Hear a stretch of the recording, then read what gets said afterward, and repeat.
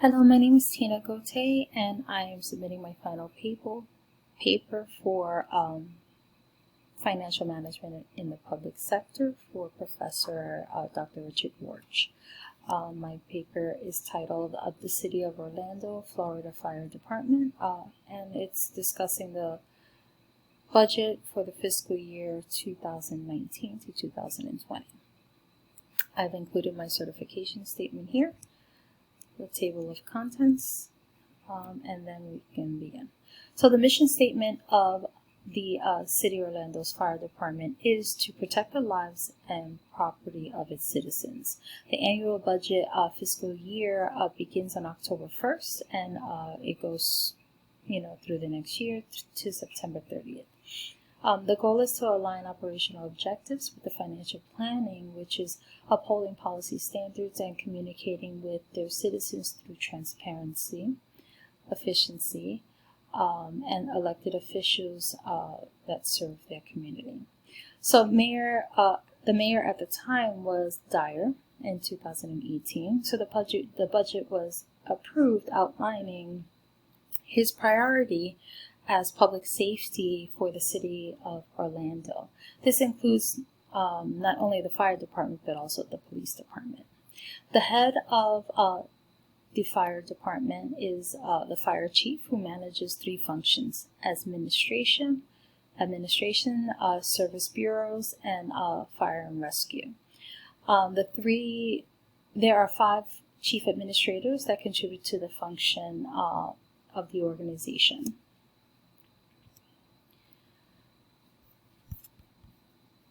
Florida statutes and administrative codes regulate the budget. The Department of Expenditures summary, they're focused on 3 areas: the general fund, the 911 emergency phone system, and the emergency medical service transportation fund. The first fund, it comes from our taxes. So there's a valorum tax, there's enterprise, there's fund dividends from licensing and permits, utility tax, enterprise funds, as well as the state and revenue sharing charges. So the 911 emergency phone system fund is offset by the 911 fee imposed on telephone bills, including cell phone bills, as well as the emergency medical service transportation fund, which is coded at hashtag 0017. I couldn't identify in the budget, and I found that they did not have any revenue under this code. I believe it was through 2017, but not after. So the components of financial system for the City of Orlando Fire Department. The classification of expenditures is further separated into like a pie. So it starts off with salaries being the highest, salaries and wages, at 46.7%. And then we have the benefits, which is 41.9%, which is higher than the combined amount is higher than the average of 70%. So, but this is due to the nature of the work and the retention that they have for their employees to remain employed because of, it's the fire department, so it's important to have trained people. So they invest a lot in them. The third highest expenditure is fleet and facility charges, which is at 6.4%, exceeding their normal range of 5%, which there was not a clear explanation as to why there was an increase in this area. The remaining classifications for operating expenses, capital outlay, travel, contractual services, utilities, and supplies, all averaged under about 1%. So, and it didn't deviate very much from the previous year, so no major concerns there. The evaluation of political aspects, concept to passing. So in the case of Orlando's Fire Department, the objective is clear: to protect the lives and property of its citizens. Through training and efficiency, they can contribute to performing to their maximum potential and reduce fire incidents with education and preparedness. Political decision-making should typically begin at the top, and then it works its way down from one department to the next until it reaches its intended target, which is to service the people. The budget process includes planning and prioritizing, setting clear objectives, spending and monitoring, then reporting and reviewing the processes on a continuous basis to ensure that we are frequently following up on our objectives and we stay focused on the end goal.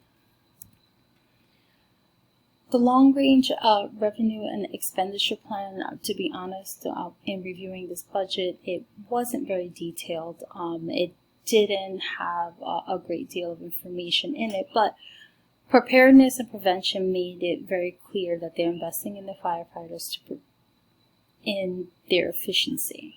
So with them being actually being class, I think it's called ISO, being in the top 10 percentile, that they basically, are outperforming many other departments across the United States. So they're doing very well there. And then remaining, my goal for them is to remain under the 5% deviation year on year, which pretty much they have. Just here, there was only the place where there was 7%, so not too far off. But explaining where the investments are going would be key to ensuring that their budgets remain aligned. Common ethical concerns that I would see in any budget would be oversight and accountability, as well as accurate and authenticated reporting. So I say this because I found errors in this particular budget myself. So if I can find errors and I'm not as equipped as some of the people there, then we need to go back and revisit it and make sure that we're thorough in all of our information. So I identified a fund for emergency medical service transport that does not appear to have any added revenue. So if we make a mistake like that, or if anyone makes a mistake like that, it can be at a cost of the general fund. So the general fund, to add an expenditure for $6 million is quite extreme. So I would definitely look into identifying what happened to those appropriated funds. If they're not continuing to be delivered to the department, then they need to update it.